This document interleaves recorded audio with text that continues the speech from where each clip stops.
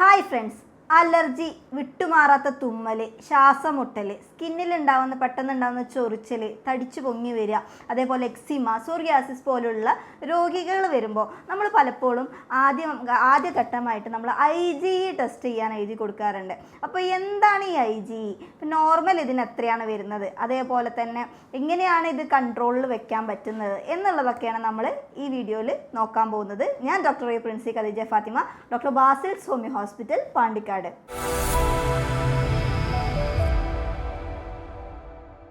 നമ്മൾ ഇന്ന് പല ആൾക്കാരും തുടർച്ചയായിട്ട് തുമ്മൽ, അലർജി, ചിലർക്ക് എന്തെങ്കിലും ഭക്ഷണം കഴിക്കുമ്പോൾ തടിച്ചു പൊങ്ങി വരിക, ചൊറിച്ചിൽ, എക്സിമ പോലത്തുള്ള അവസ്ഥകളൊക്കെ കാണാറുണ്ട് അല്ലേ. അപ്പോൾ ഇവർ പലരിലും നമ്മൾ IgE ടെസ്റ്റിന് എഴുതി കൊടുക്കുമ്പോൾ നോർമലി ഈ IgEൻ്റെ ലെവൽ എന്ന് പറഞ്ഞാൽ ഒരു 100 മുതൽ 200 വരെയാണ്. പക്ഷേ ഈ പല ആൾക്കാരിലും ഇത് ടെസ്റ്റ് ചെയ്ത് നോക്കുമ്പോൾ ഇത് വളരെ കൂടുതലായിട്ട് കാണാറുണ്ട്. ചിലവരിലൊക്കെ 5000 അല്ലെങ്കിൽ 10000-ന് മുകളിലൊക്കെ കണ്ടുവരാറുണ്ട്. അപ്പോൾ ഇത്തരക്കാർക്കായിരിക്കും കൂടുതലായിട്ടും ഇത്തരത്തിലുള്ള പ്രശ്നങ്ങൾ കണ്ടുവരാറുള്ളത്. അപ്പോൾ ഇത് എങ്ങനെയൊക്കെ നമുക്ക് കൺട്രോൾ ചെയ്യാം, അതേപോലെ തന്നെ ഇതിന് എന്തൊക്കെയാണ് സ്ഥിരമായിട്ട് ശ്വാസമുട്ടലിനൊക്കെ മരുന്ന് കഴിക്കുന്നവരാണെങ്കിൽ എങ്ങനെ ഈ മരുന്നെല്ലാം ഒഴിവാക്കി നമുക്ക് നാച്ചുറലി എന്തൊക്കെ ഇതിന് മരുന്ന് കൂടാതെ ഇത് കൺട്രോൾ ചെയ്യാൻ എന്തൊക്കെ കാര്യങ്ങൾ നമുക്ക് ചെയ്യാം എന്നുള്ളതൊക്കെയാണ് നമ്മളിന്ന് നോക്കാൻ പോകുന്നത്. ഇതിൽ IgE എന്ന് പറയുമ്പോൾ തന്നെ പലവരിലും നമ്മൾ നേരത്തെ പറഞ്ഞു 5000, 10000 ഒക്കെ കാണാറുണ്ട്. അപ്പോൾ ഇതിപ്പോൾ എന്തൊക്കെ ചെയ്തിട്ടും ഇതെന്തുകൊണ്ടാണ് അല്ലെങ്കിൽ ഇതെന്താണ് IgE എന്ന് ചോദിക്കുന്നവരോട് പറയാനുള്ളതാണ്. ഇമ്യൂണോഗ്ലോബുലിൻ E, അതായത് നമ്മുടെ ശരീരത്തിൽ എന്തെങ്കിലും ഒരു വൈറസോ ബാക്ടീരിയയോ അല്ലെങ്കിൽ എന്തെങ്കിലും ഒരു ഫോറിൻ പാർട്ടിക്കിൾ കയറുമ്പോൾ നമ്മുടെ ശരീരം നാച്ചുറലി ഒരു പൊടി കയറുമ്പോൾ, ഒരു പൊടി തട്ടുകയാണെങ്കിൽ നാച്ചുറലി നമ്മളൊന്ന് തുമ്മണം അല്ലേ. പക്ഷെ അത് 1 2 തുമ്മൽ തുമ്മിയിട്ട് അത് നിൽക്കുകയാണെങ്കിൽ അത് ക്വൈറ്റ് നാച്ചുറലാണ്, അതൊരിക്കലും അലർജിക് ആവില്ല. ഓക്കെ. അപ്പോൾ എന്നാൽ നേരെ മറിച്ച് അത് തുമ്മിക്കൊണ്ടേ ഇരിക്കണം, ഒരു ദിവസം മൊത്തം തുമ്മുകയാണ്, അല്ലെങ്കിൽ അത് പിന്നീട് ചിലവർക്ക് ഈ തുമ്മൽ അല്ലെങ്കിൽ ചുമ എന്ന് വരുന്ന സാധനം എന്തോ ആയിക്കോട്ടെ, ചിലർക്ക് കണ്ണ് ചൊറിച്ചിലായിട്ട് മാറാറുണ്ട്, ചിലപ്പോൾ തൊണ്ട ചൊറിച്ചിലായിരിക്കും, ചിലപ്പോൾ കണ്ണിൽ നിന്ന് വെറുതെ വെള്ളം വരില്ലായിരിക്കും, തൊട്ട് തുടങ്ങി ഇത് ഭയങ്കര സിവിയറായിട്ട് പോകാറുണ്ട്. പലപ്പോഴും ഇവർക്കൊക്കെ എന്ന് പറഞ്ഞാൽ ലീവ് പോലും കിട്ടാത്തൊരവസ്ഥയായിരിക്കും. കാരണം അവരത്രയും മാനസികമായിട്ടും അവരെ ശാരീരികമായിട്ടും വല്ലാതെ എഫക്റ്റ് ചെയ്തിട്ടുണ്ടാവും. അപ്പോൾ ഇതിന് മെയിനായിട്ട് കാരണം എന്ന് പറയുന്നത് ഈ IgE തന്നെയാണ്. ഈ IgE എന്താണെന്ന് പറഞ്ഞാൽ ഇമ്യൂണോഗ്ലോബുലിൻ E, അതായത് ഇമ്യൂണോഗ്ലോബുലിൻ E എന്ന് പറയുന്നത് നമ്മുടെ പ്രതിരോധ കോശങ്ങളെ നേരെ ഉണ്ടാക്കുന്ന ഒരു വെടിയുണ്ടകളാണ്. അതായത് പുറത്തുനിന്ന് എന്തെങ്കിലും ഒരു ഫോറിൻ പാർട്ടിക്കിൾസ് നമ്മുടെ ശരീരത്തിൽ, അതായത് വൈറസ് ആയിക്കോട്ടെ, ബാക്ടീരിയ ആയിക്കോട്ടെ, അല്ലെങ്കിൽ എന്തെങ്കിലും ഒരു പൊടി പോലും ആയിക്കോട്ടെ, അതിനെതിരായിട്ട് നമ്മുടെ ബോഡി നാച്ചുറലി ഉണ്ടാക്കുന്ന ചില ആൻറ്റിബോഡീസാണ് ഈ IgE എന്ന് പറയുന്നത്. അപ്പോൾ നാച്ചുറലി ഇത് ഉണ്ടാക്കുമ്പോൾ ഇപ്പോൾ ഒരു പൊടി കയറി കഴിഞ്ഞാൽ നമ്മളൊന്ന് തുമ്മണം അല്ലേ, അത് പുറന്തള്ളാൻ വേണ്ടിയിട്ടാണ്. അത് നോർമൽ അല്ലെങ്കിൽ നാച്ചുറൽ ആയിട്ടുള്ള ഒരു മെക്കാനിസം തന്നെയാണ്. പക്ഷേ പലവരിലും ഇത് കൂടുതലായിട്ട് ആകുമ്പോൾ ഇത് നമ്മൾ ഒന്ന് തുമ്മിക്കൊണ്ടേയിരിക്കുക. ചിലവർക്ക് ഈ തുമ്മൽ മാറിയിട്ട് കണ്ണ് ചൊറിച്ചൽ, അതേപോലെ തന്നെ മൂക്കുന്ന് കണ്ണിൽ നിന്നൊക്കെ വെള്ളം വരിക, തൊണ്ട ചൊറിച്ചൽ, ഈവൻ ശ്വാസമുട്ടിലേക്കൊക്കെ പോകാറുണ്ട്. ഇന്ന് മറ്റു ചിലവർക്കാണെങ്കിൽ എന്തെങ്കിലും ഒരു പൊടി തട്ടിയാലോ അതല്ലെങ്കിൽ എന്തെങ്കിലും ഒരു ഭക്ഷണത്തിൽ ചെറിയൊരു വ്യത്യാസം വന്നാൽ പോലും ശരീരം ആസകലം ചൊറിഞ്ഞ് തടിച്ച് വരിക, ഇത്തരം ബുദ്ധിമുട്ടുകളൊക്കെ കണ്ടുവരാറുണ്ട്. അപ്പോൾ ഇതെന്തുകൊണ്ടാണ് ഇങ്ങനെ വരുന്നതെന്ന് വെച്ച് കഴിഞ്ഞാൽ ഇതൊരു നാച്ചുറൽ മെക്കാനിസം തന്നെയാണ്. പക്ഷേ ഇതിൻ്റെ അളവ് കൂടുമ്പോൾ അതായത് നമ്മുടെ പ്രതിരോധ ശേഷി തന്നെ നമ്മുടെ ശരീരത്തിനെതിരെയായിട്ട് പ്രവർത്തിക്കുന്ന ഒരവസ്ഥയാണിത് അല്ലേ. അപ്പോൾ അതുകൊണ്ട് തന്നെ നമുക്ക് ഭയങ്കര ബുദ്ധിമുട്ട്, പലർക്കും നമ്മളെ മനസ്സിലാക്കാൻ പോലും പറ്റാത്തൊരു സാഹചര്യമൊക്കെ വരാറുണ്ട് അല്ലേ. അപ്പോൾ ഇത് തന്നെ ഇനി കൺട്രോൾ ചെയ്യാൻ കുറേ കാലങ്ങൾ മരുന്ന് കുടിച്ച് പോകാമെന്നുള്ളതല്ലാതെ ഇത് പെർമനൻ്റായിട്ട് ഇത് നമുക്കൊന്നും ഒരു സൊല്യൂഷൻ ഇല്ലാത്തതാണെന്ന് വിചാരിച്ച് പലവരും വിഷമിച്ചിരിക്കുന്നവരാണ്. എന്നാൽ ഒരിക്കലും ഇതങ്ങനെയല്ല. ഇത് നമുക്ക് തീർച്ചയായിട്ടും ഇത് കൺട്രോൾ ചെയ്യാം. ഇത് ചില കാര്യങ്ങൾ നാച്ചുറലി നമ്മൾ ശ്രദ്ധിച്ചാൽ തന്നെ ഇത് നമുക്ക് കൺട്രോളിൽ കൊണ്ടുവരാൻ പറ്റും. അപ്പോൾ നമ്മളിത് എങ്ങനെയാണ് ഇതിന് ഈ ഓവറായിട്ട് ലെവൽ കൂടാൻ എന്തൊക്കെയാണ് കാരണമാവുന്നത് എന്നുള്ളതാണ് അടുത്തത് നമ്മൾ നോക്കാൻ പോകുന്നത്. അതിൽ പ്രധാനമായിട്ടാണ് നമ്മുടെ ഗട്ട് ഹെൽത്ത്, അതായത് ആമാശയം. അപ്പോൾ പലവരും ചോദിക്കും ആമാശയം ഇതും തമ്മിൽ എന്താണെന്ന്. നമ്മൾ മനസ്സിലാക്കേണ്ട ഒരു കാര്യമുണ്ട്. IgE എന്ന് പറയുന്നത് ഏറ്റവും കൂടുതൽ, അതായത് അതിൻ്റെ 70% ഉൽപ്പാദനം നടക്കുന്നത് നമ്മുടെ വൻകുടലിൻ്റെയും ചെറുകുടലിൻ്റെയും ഒരു ഔട്ടറിലുള്ള ലൈനിങ്ങിൽ വെച്ചിട്ടാണ്. സോ ചില ആൾക്കാർക്ക് ഇതിലെന്തെങ്കിലും ഒരു ഇംബാലൻസോ അല്ലെങ്കിൽ എന്തെങ്കിലും ഒരു ഡിസീസ് വരുമ്പോൾ ചില കേസസിൽ ലീക്കി ഗട്ട് സിൻഡ്രോം എന്ന് പറഞ്ഞ അവസ്ഥകളൊക്കെ ഉണ്ടാവാറുണ്ട്. സോ ഇത്തരത്തിലുള്ള ആൾക്കാർക്ക് പലപ്പോഴും എന്താ സംഭവിക്കുന്നതെന്ന് വെച്ച് വെച്ച് കഴിഞ്ഞാൽ പ്രോപ്പറായിട്ട് നമ്മൾ കഴിക്കുന്ന ഭക്ഷണത്തിൽ നിന്ന് ന്യൂട്രിയൻസ് അബ്സോർപ്ഷൻ നടക്കാതെ വരും. ഇത്തരം വരുമ്പോഴും ഇത്തരം കാര്യങ്ങൾ വരുമ്പോഴും തീർച്ചയായിട്ടും എന്തുണ്ടാവും, അവിടെ IgEയുടെ ലെവൽ വളരെ കൂടാനുള്ള സാധ്യതയാണ് ഉള്ളത്. രണ്ടാമത് എന്താണെന്ന് വെച്ച് കഴിഞ്ഞാൽ ചിലപ്പോൾ നമ്മൾ പല ആൾക്കാരും പല ഡോക്ടേഴ്സ് ആണെങ്കിലും ശരി നമ്മളെന്താ ചെയ്യുന്നതെന്ന് വെച്ച് കഴിഞ്ഞാൽ ആൻറ്റി ഹിസ്റ്റമിൻസ് വേണം കൂടുതലും പ്രിസ്ക്രൈബ് ചെയ്യുക. ഈ ആൻറ്റി ഹിസ്റ്റമിൻ മെഡിസിൻസ് കൂടുതൽ കഴിക്കുന്നത് കൊണ്ട് അത് റെഗുലർലി കഴിക്കുമ്പോൾ നമുക്ക് ഹിസ്റ്റമിന് കൺട്രോൾ ആക്കേണ്ടതൊക്കെ ആവശ്യം തന്നെയാണ്. പക്ഷേ ഇത് റെഗുലർ ബേസിസിൽ കഴിക്കുമ്പോൾ പല അസുഖങ്ങൾക്കും അത് കാരണമാവാം. അപ്പോൾ നമുക്കിപ്പോൾ ഒരു അസുഖം വരുന്നു, നമ്മൾ മരുന്നെടുക്കുന്നു, അത് മാറുന്നു, വീണ്ടും വരുന്നു, വീണ്ടും മരുന്നെടുക്കുന്നു എന്നുള്ളതല്ലല്ലോ. അതിനൊരു പെർമനൻറ്റ് സൊല്യൂഷൻ ആണല്ലോ അവിടെ നമുക്ക് ഏറ്റവും പ്രധാനമായിട്ട് വേണ്ടത്.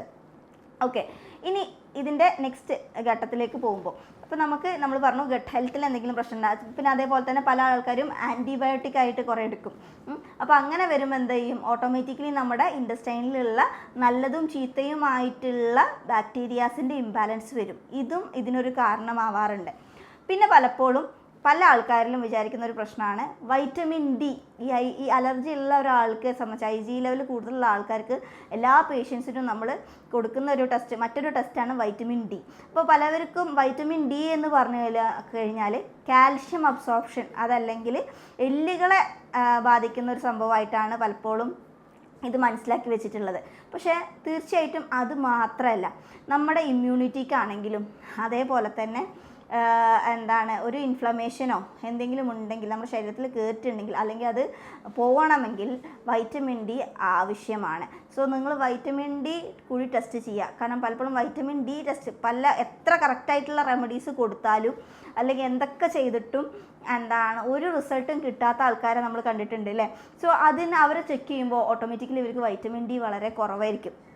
ഓക്കെ, സോ ഈ വൈറ്റമിൻ ഡി കുറയുമ്പോൾ അവിടെ ഇൻഫെക്ഷൻസ് ഒക്കെ പെട്ടെന്ന് ആവാനുള്ള ടെൻഡൻസി കൂടും. അപ്പോൾ അങ്ങനെ വരുമ്പോഴും എന്തുണ്ടാവും, ഈ IgE ലെവൽ അത്തരക്കാർക്ക് കൂടുതലായിട്ട് കാണിക്കാറുണ്ട്. അപ്പോൾ ഇത്തരക്കാർക്ക് എന്തൊക്കെ കാര്യങ്ങളാണ് നമ്മുടെ ഭക്ഷണങ്ങളിൽ ശ്രദ്ധിക്കേണ്ടത് എന്നുള്ളതാണ് നമ്മൾ ഇനി അടുത്ത് നോക്കാൻ പോകുന്നത്. അപ്പോൾ പലരും ചിലർക്ക് പ്രോട്ടീനിൽ അലർജി കൂടുതലുണ്ടാവും, അല്ലെങ്കിൽ പ്രോട്ടീൻ അലർജി ആയിട്ട് തന്നെ കാണാറുണ്ട്. അപ്പോൾ മെയിനായിട്ട് നമ്മൾ ഭക്ഷണത്തിൽ ശ്രദ്ധിക്കേണ്ടത് കോമൺ ആയിട്ടുള്ള കാര്യങ്ങളാണ് ഇപ്പോൾ ഇവിടെ ഡിസ്കസ് ചെയ്യുന്നത്. പക്ഷേ ഓരോരുത്തരുടെ ശരീരപ്രകൃതിക്ക് അനുസരിച്ചിട്ടും ഇതിൽ വ്യത്യാസം വരുത്താം, അല്ലെങ്കിൽ വ്യത്യാസം വരാം. ഓക്കെ, അപ്പോൾ ഇപ്പോൾ ഉദാഹരണത്തിന് പറയുകയാണെങ്കിൽ ചിലർക്ക് പ്രോട്ടീൻ അലർജി ആയിരിക്കാം. എന്നാൽ നേരെ മറിച്ച് ചില ആൾക്കാരിൽ ഇപ്പോൾ എനിക്ക് കഴിഞ്ഞൊരു ദിവസം എൻ്റെ അടുത്ത് തന്നെ വന്നൊരു പേഷ്യൻറ്റിന് പല ട്രീറ്റ്മെൻറ്റുകളും പല ഡോക്ടേഴ്സിൻ്റെ അടുത്തും പോയിട്ടുണ്ട് അവർ. പക്ഷേ അവർക്ക് അവർ ചെറുപ്പത്തിൽ തന്നെ ഈ കുട്ടിക്ക് പ്രോട്ടീൻ അലർജിയാണ് ഡയഗ്നോസ് ചെയ്തിട്ടുണ്ട്. പക്ഷേ ഒരു പല ട്രീറ്റ്മെൻറ്റ് എടുത്തിട്ടും കുട്ടിക്ക് ഒന്നും ഒരു കുറവും ഇല്ല, ഈവൻ ആസ്മയായിട്ട് ഡെവലപ്പ് ചെയ്യുകയും ചെയ്തിട്ടുണ്ടായിരുന്നു. പക്ഷേ പലപ്പോഴും പിന്നെ ലാസ്റ്റ് അവർക്കൊരു അലക്സ് എക്സ്പ്ലോറ എന്ന് പറയുന്ന ടെസ്റ്റ് ചെയ്ത് നോക്കിയപ്പോഴാണ് അവരുടെ പ്രോട്ടീൻ അലർജിയൊക്കെ ഏതോ കാലത്ത് മാറിപ്പോയിട്ടുണ്ട്. പക്ഷെ പകരം അവർക്കിപ്പോൾ കടുകും ഉള്ളിയൊക്കെ ആയിരുന്നു പ്രശ്നം. കാരണം നമ്മൾ ചിന്തിക്കാത്ത ചില സാധനങ്ങൾക്ക് പ്രോബ്ലം വരാം. അപ്പോൾ അതെന്താണെന്ന് നമ്മൾ സോർട്ട് ഔട്ട് ചെയ്യുന്നിടത്താണ് മെയിനായിട്ട് ഇതിൻ്റെ ഒരു പെർമനൻറ്റ് സൊല്യൂഷൻ എന്ന് പറയുന്നത്. തീർച്ചയായിട്ടും നമ്മൾ ഓരോ ഇൻഡിവിജ്വലിനെയും നമ്മൾ കൺസിഡർ ചെയ്ത് അവരുടെ പ്രശ്നം സോർട്ട് ഔട്ട് ചെയ്യുന്നതിലാണ്. പക്ഷേ കോമൺ ആയിട്ട് എടുക്കുമ്പോൾ പ്രോട്ടീൻ, അതായത് ഹൈ റിച്ച് പ്രോട്ടീൻ ആയിട്ടുള്ള റെഡ് മീറ്റ് പോലത്തുള്ള ഫുഡുകൾ പല ആൾക്കാർക്കും പ്രത്യേകമായിട്ട് IgE ലെവൽ കൂടാൻ കാരണമാവാറുണ്ട്. അതേപോലെ തന്നെ സീ ഫുഡ്, എസ്പെഷ്യലി ഷെൽ ഫിഷുകൾ, അതായത് നമ്മുടെ ചെമ്മീൻ തുടങ്ങിയ പോലത്തുള്ള ഫിഷുകളൊക്കെ കഴിക്കുമ്പോൾ, ക്രാബൊക്കെ കഴിക്കുന്നപ്പോൾ ഇത് IgE കൂട്ടാൻ പല ഇതിലും കാരണമായിട്ട് ഒരു ഇമ്പോർട്ടൻ്റ് ആയിട്ടുള്ള ഫാക്ടറായിട്ട് വരാറുണ്ട്. ഓക്കെ, അതേപോലെ തന്നെ ഇമ്പോർട്ടൻ്റ് ആണ് ചില ആൾക്കാരിൽ അലർജി ഉള്ള ആൾക്കാർക്ക് പുളിയുള്ള ഫ്രൂട്ട്സോ കാര്യങ്ങളൊക്കെ കഴിക്കുമ്പോൾ പലപ്പോഴും എന്താവാറുണ്ട്, ഈ തുമ്മലും അലർജിക് സിംറ്റംസ് കൂടാറുണ്ട്. പക്ഷേ വൈറ്റമിൻ സി എന്ന് പറയുന്നത് ഒരു നല്ലൊരു ആൻറ്റി ഇൻഫ്ലമേറ്ററിയും ആയിട്ടുള്ള വൈറ്റമിനാണ്. സോ നമ്മുടെ ശരീരത്തിലേക്ക് അത് ആവശ്യമാണ് അല്ലേ. അപ്പോൾ അത്തരക്കാർ വൈറ്റമിൻ സി സപ്ലിമെൻ്റ് അവരുടെ ഫുഡിൽ അല്ലെങ്കിൽ ഇതിൽ ഉൾപ്പെടുത്താൻ ശ്രമിക്കുക. ഓക്കെ, സപ്ലിമെൻ്റ് ആയിട്ട് തന്നെ എടുക്കാൻ ശ്രമിക്കുക. പുളി പ്രശ്നമില്ലാത്തവരാണെങ്കിൽ കുഴപ്പമില്ല, വിട്ടോളും. ചില ആൾക്കാർക്ക് അതേപോലെ പാൽ ഉൽപ്പന്നങ്ങൾ ബുദ്ധിമുട്ടുണ്ടാക്കാറുണ്ട്.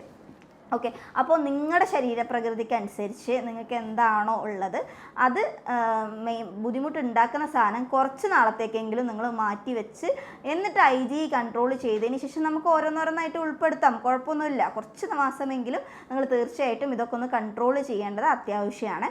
ഓക്കെ, അതിൽ ഏറ്റവും പ്രധാനം ഹൈ പ്രോട്ടീൻ ആയിട്ടുള്ള റെഡ് മീറ്റുകൾ ഒക്കെയാണ്. എന്നാൽ നേരെ മറിച്ച് അതേപോലെ പ്രോസസ്ഡ് മീറ്റുകൾ ഉണ്ടാവും, കുറേ നാൾ വെച്ച് ഇരിക്കുന്ന അല്ലെങ്കിൽ പാക്ഡ് ആയിട്ടുള്ള മീറ്റുകൾ ഉണ്ടാവും, അതും ഒഴിവാക്കുക. എന്നാൽ നേരെ മറിച്ച് നമുക്ക് ചിക്കൻ, ഫ്രഷ് ചിക്കൻ ഒക്കെ ആണെങ്കിൽ നമ്മൾ ലീൻ പ്രോട്ടീൻ കാറ്റഗറിയിലാണ് വരുന്നത്. അത് നിങ്ങൾക്ക് കഴിക്കുന്നതുകൊണ്ട് വലിയ ബുദ്ധിമുട്ടോ കാര്യങ്ങളൊന്നും ഉണ്ടാവുന്നതല്ല. ഓക്കെ, ഇനി എന്തൊക്കെ ഭക്ഷണം വെച്ചാൽ അതേപോലെ തന്നെ ചില ആൾക്കാർക്ക് നട്ട്സ് പ്രശ്നമാവാറുണ്ട്. ഓക്കെ, അപ്പോൾ ഇതൊക്കെ പലർക്കും പലതാണ്. ഇപ്പം ഞാൻ പറഞ്ഞ ഐറ്റംസിൽ ഇപ്പോൾ ഒന്ന് പിന്നെ എന്താ കഴിക്കുക എന്ന് ചോദിക്കുന്നവരോടാണ് പറയുന്നത്, ഇതെല്ലാവർക്കും എല്ലാം അവോയ്ഡ് ചെയ്യണമെന്നല്ല ഈ പറഞ്ഞു വരുന്നത്. പക്ഷെ ചില, അതായത് മെയിനായിട്ട് ഈ മറ്റേ ഹൈ പ്രോട്ടീനും അതേപോലെ തന്നെ സീ ഫുഡും കംപ്ലീറ്റ്ലി അവോയ്ഡ് ചെയ്യണം കുറച്ച് മാസത്തിനെങ്കിലും കേട്ടോ. ബാക്കിയുള്ളതൊന്നും എല്ലാവർക്കും ചെയ്യേണ്ടതല്ല, ഓരോരുത്തരുടെ ബുദ്ധിമുട്ടുകൾക്ക് അനുസരിച്ച് അവർക്ക് എന്തിനോടാണ് അലർജിക് ടെൻഡൻസി ഉള്ളത് നോക്കിയിട്ട് വേണം നമ്മൾ കൺട്രോൾ ചെയ്ത് വരാൻ. പിന്നെ അതേപോലെ തന്നെ എന്തൊക്കെ കാര്യങ്ങൾ നമ്മുടെ ഭക്ഷണത്തിൽ ഉൾപ്പെടുത്തുക എന്നുള്ളതാണ്. അതിൽ ഏറ്റവും നല്ലത്, നമ്മൾ പറഞ്ഞു പല ആൾക്കാരും ആൻറ്റിബയോട്ടിക് അനാവശ്യമായിട്ട് എടുക്കുന്നുണ്ടെന്നല്ലേ. സോ അതിന് വേണ്ടിയിട്ട് നമുക്ക് എന്ത് ചെയ്യാം, പാലൊക്കെ എടുക്കുകയാണെങ്കിൽ ചെറിയ കുട്ടികളാണ് പാല് കൊടുക്കണം എന്നുണ്ടെങ്കിൽ പാലിൽ ഒരു നുള്ളു മഞ്ഞളിട്ട് തിളപ്പിച്ചിട്ട് കൊടുക്കാം. ഇത് ഹൈലി ആൻറ്റി ഇൻഫ്ലമേറ്ററിയും അതേപോലെ തന്നെ ആൻറ്റിബയോട്ടിക് പ്രോപ്പർട്ടിയുള്ള അതാണ് നമ്മുടെ മഞ്ഞളൊക്കെ. അപ്പോൾ ചില ആൾക്കാർ, വലിയ ആൾക്കാരിലൊക്കെ ആണെങ്കിൽ ഒന്നുമില്ല, പാല് വേണ്ട, പാല് ബുദ്ധിമുട്ടുണ്ടാക്കുന്നവരാണെങ്കിൽ ഒരു നുള്ളു മഞ്ഞൾ എടുത്തിട്ട് നാക്കിലിട്ട് അലിയിച്ച് കഴിക്കുന്നത് അത് വളരെ ഹെൽപ്ഫുള്ളാണ്. ഓക്കെ, അതേപോലെ തന്നെ നമ്മുടെ വെളുത്തുള്ളി എന്ന് പറയുമ്പോൾ പല ആൾക്കാരും അപ്പോൾ നമ്മൾ അതൊക്കെ നമ്മൾ എന്നും കുക്കിങ്ങിൽ ചെയ്യുന്നതല്ലേ എന്ന് പറഞ്ഞിട്ട് ഒക്കെ ചെയ്യാറുണ്ട്. പക്ഷേ വെളുത്തുള്ളി എപ്പോഴും ഒന്നുകിൽ ചതച്ചിട്ട് കഴിക്കുക, അതല്ലെങ്കിൽ ഹാഫ് കുക്ക്ഡ് ആയിട്ട് കഴിക്കുക. ഈ വെളുത്തുള്ളിയിലുള്ള ആലസിൻ എന്ന് പറയുന്ന കണ്ടൻറ്റ് മെയിനായിട്ട് ഇതിന് ഭയങ്കര ഗുണങ്ങളാണുള്ളത്. അതായത് ആൻറ്റി മൈക്രോബിയൽ ആയിക്കോട്ടെ അല്ലെങ്കിൽ ആൻറ്റി ഇൻഫ്ലമേറ്ററി പ്രോപ്പർട്ടിയും ഉണ്ട്. സോ ഇതും ഈ IG ലെവലൊക്കെ കൺട്രോൾ ചെയ്യാൻ സഹായിക്കും. പക്ഷേ ഹാഫ് കുക്ക്ഡോ അല്ലെങ്കിൽ ചതച്ചിട്ടോ വേണം കഴിക്കാൻ. ഇനി അതേപോലെ തന്നെ എടുക്കുകയാണെങ്കിൽ ഫുഡ് കുക്ക് ചെയ്യാൻ എടുക്കുകയാണെങ്കിൽ ഏറ്റവും നല്ലത് ഒന്നുകിൽ ഒലീവ് ഓയിൽ അല്ലെങ്കിൽ കോക്കനട്ട് ഓയിൽ ഉപയോഗിക്കുക എന്നുള്ളതാണ്. ഓക്കെ, അതായത് നമ്മുടെ ഈ റിഫൈൻഡ് ആയിട്ടുള്ള ഓയിൽസൊക്കെ മാക്സിമം അവോയ്ഡ് ചെയ്യുക. കോക്കനട്ട് ഓയിൽ പറയുമ്പോൾ ലോറിക് ആസിഡ് ഉണ്ട്. സോ ഈ ലോറിക് ആസിഡ് നമ്മുടെ ശരീരത്തിൽ എത്തിക്കുമ്പോൾ മോണോലോറിക് ആസിഡ് ആയിട്ടാണ് കൺവേർട്ട് ആവും. സോ ഇത് പലപ്പോഴും ഈ IG ലെവൽ കൺട്രോൾ ചെയ്യാനും അതിൻ്റെ ഒരു ഇൻഫ്ലമേഷൻ കുറയ്ക്കാനൊക്കെ വളരെയധികം നമ്മളെ സഹായിക്കുന്നതാണ്. അതേപോലെ തന്നെ തേന് വളരെ നല്ലതാണ്. പിന്നെ നെക്സ്റ്റ് എടുക്കുമ്പോൾ നമ്മൾ സ്കിൻ ഡിസീസ്, നോർമലി ചില ആൾക്കാരിലൊക്കെ എന്തെങ്കിലും ഭക്ഷണങ്ങൾ മാറ്റി പിടിക്കുമ്പോഴോ അല്ലെങ്കിൽ എന്തെങ്കിലും പൊടിയൊന്ന് തട്ടുമ്പോഴത്തേനും ശരീരമാസകലം തടിച്ച് പൊങ്ങി വരുന്നൊക്കെ ഒരു അവസ്ഥ ഉണ്ടാവാറുണ്ട്. പലപ്പോഴും ഇവരെന്താ ചെയ്യുകയെന്ന് വെച്ച് കഴിഞ്ഞാൽ എന്തെങ്കിലും ഓയിലോ ഓയിൽമെൻറ്റ്സോ അങ്ങനെ എന്തെങ്കിലുമൊക്കെ ഇട്ടിട്ട് അതിനെ സപ്രസ് ചെയ്യും. അപ്പോൾ സപ്രസ് ചെയ്യുമ്പോൾ നിങ്ങൾ മനസ്സിലാക്കേണ്ട ഒരു കാര്യം, ഇത് ഉള്ളിലേക്കാണ് പോവുക. ഇത്തരം കാലിൽ നിങ്ങൾ എടുത്തു കഴിഞ്ഞാൽ അല്ലെങ്കിൽ ഒരു സർവേ എടുത്ത് നോക്കുമ്പോൾ തന്നെ നമുക്ക് മനസ്സിലാവും, ഈ സ്കിന്നിൽ എന്തെങ്കിലും വന്നിട്ട് അത് ഉള്ളിലേക്ക് ഓയിൽമെൻറ്റ് തേച്ച് സപ്രസ് ചെയ്യുന്ന ആൾക്കാർക്ക് പലപ്പോഴും പിന്നീട് ചെസ്റ്റിൽ ഇൻഫെക്ഷൻ പെട്ടെന്ന് വരിക, അതേപോലെ കഫക്കെട്ട് വരിക, അല്ലെങ്കിൽ ശ്വാസമുട്ടലിലൊക്കെ ഡെവലപ്പ് ചെയ്യാൻ ഒരു കാരണമാവാറുണ്ട്. അപ്പോൾ ഒരു സാധനം നിങ്ങളുടെ ശരീരത്തിൽ ഒന്ന് പൊന്തി വരുന്നുണ്ടെങ്കിൽ അത് നിങ്ങളുടെ ഉള്ളിലുള്ള കേട് കാരണം കൊണ്ടാണല്ലോ ഈ പുറത്ത് നിങ്ങളുടെ തൊലിയിൽ വരുന്നത്. അപ്പോൾ ആ ഉള്ളിലത്തെ കേടിനെ അതിൻ്റെ റൂട്ട് കോസ് എന്താണെന്ന് കണ്ടുപിടിച്ചിട്ട് ആ ഉള്ളിലത്തെ കേടിനെ കംപ്ലീറ്റ്ലി റിമൂവ് ചെയ്യുക, പുറത്തേക്ക് കളയുക എന്നുള്ളതാണ് നിങ്ങൾ അടിസ്ഥാനപരമായിട്ട് ഇതിന് ചെയ്യേണ്ടത്. അല്ലാതെ പുറത്തേക്ക് വന്ന സാധനത്തിനെ വീണ്ടും ഉള്ളിലേക്ക് പറഞ്ഞയക്കുക എന്നുള്ളതല്ല. ഓക്കെ, അപ്പോൾ അതുകൊണ്ട് അതിൻ്റെ റൂട്ട് കോസ് കണ്ടെത്തിയിട്ട് വേണം അത് ട്രീറ്റ്മെൻറ്റ് ചെയ്യാൻ.